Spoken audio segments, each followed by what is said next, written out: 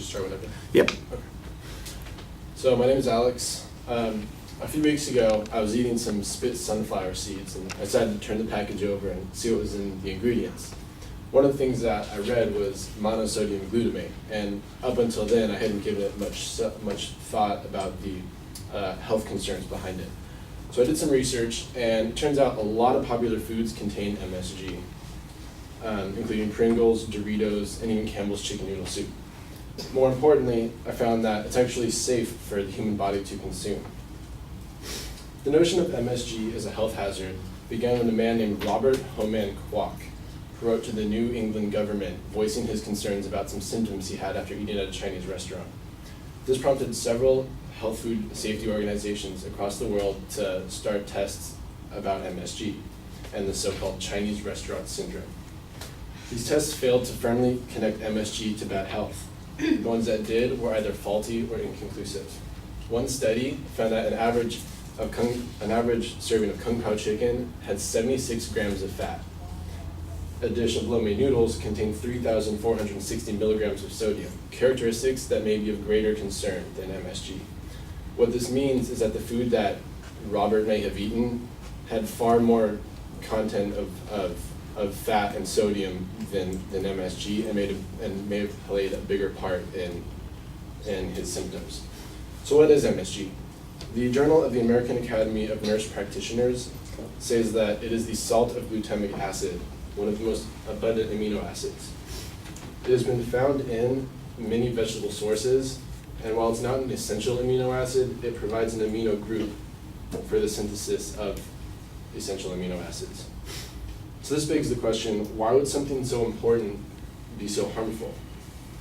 Subhuti Dharmananda, an editor of several journals involved with traditional medicine and a PhD in biology, says there's no reason to expect any toxicity from consuming glutamate and as a flavoring in the form of monosodium glutamate.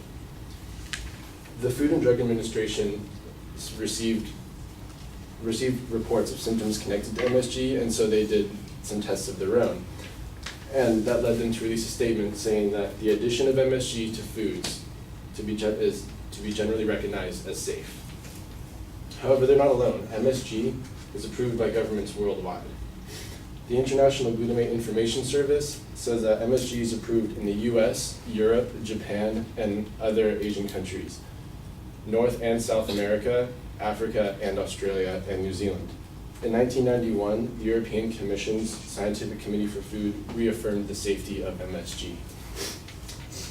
As mentioned earlier, the studies that did find a link between MSG and health hazards are indeed faulty, if not inconclusive as well. An entry in the Nurse Practitioner's Journal showed a study in which researchers recruited 71 people to consume 5 grams of MSG followed by a meal. They were then asked if they tasted anything unusual. The most common response in both the MSG and the placebo was nothing.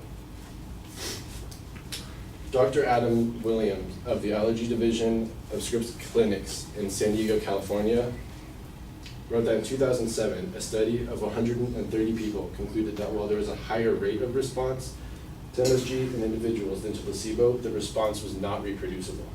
Essentially, he tried to reproduce this test, and his findings were skewed from the original.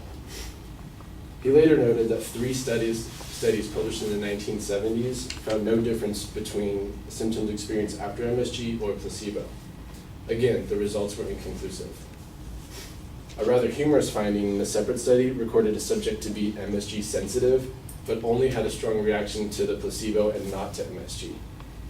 Furthermore, studies where conclusions were drawn regarding the negative effects of MSG were based on tests with extreme conditions.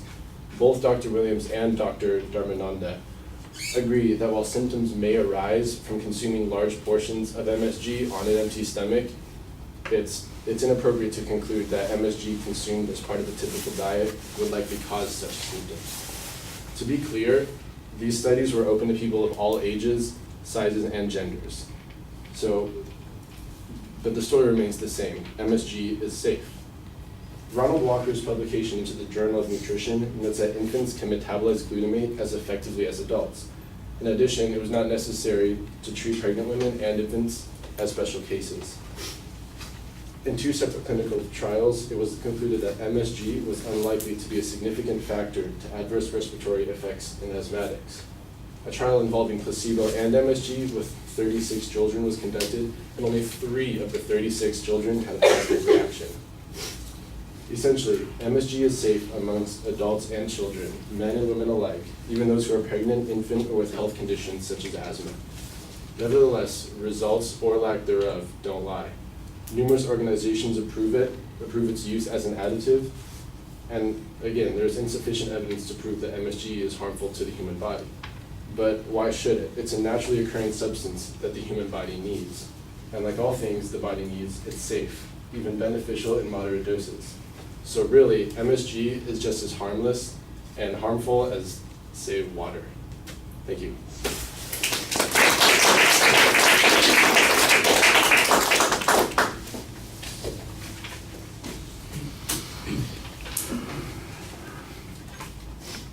All right, Alex, there are a lot of things that are really good in the speech, and I want to start with them, and then there are a couple of things that are problematic. I thought that you had a lot of good information. You were pretty consistent about citing that information. There were a couple of times that references to studies were made where there wasn't a source provided, but like, for instance, the secondary sources, the researchers who were criticizing the other studies, those people were cited, so that was good. I thought that you did a very nice job speaking to the audience, and you used your time effectively. So the research component is pretty strong, and the delivery is solid. There are some structural issues with the speech, and I think that at the end of the presentation, you start to address those a little bit, because in the summary, I think you've got a clearer structure than you had at the beginning of the speech or in the body of the speech. There are at least 2 different places that I'm getting criticisms of the research that found that there was a problem with MSG. And I'm not sure why it's in 2 different places. There may be a reason, there may be different claims that are going on there, but I couldn't tell what it was. I think you kind of bury your proposition. At the beginning, I did hear you make the statement and say that MSG is safe, but you didn't really highlight that that's the proposition. And toward the end of the speech, you made the same claim again, and I know that that's what your argument is, but I think that it's not necessarily clear to everybody that that's the point that you're trying to make. And remember, it's... You know, if I was reading this as an essay, it would probably be fine, and I wouldn't, these would be picky kinds of criticisms. But as an oral presentation, that's one of the things that you need to do, because people are listening is different, and they need to be led by the nose a little bit more. So I appreciated the idea of the transitions in the language that you're using, but I do think you need to create more structure for the benefit of the audience here. All right, thank you.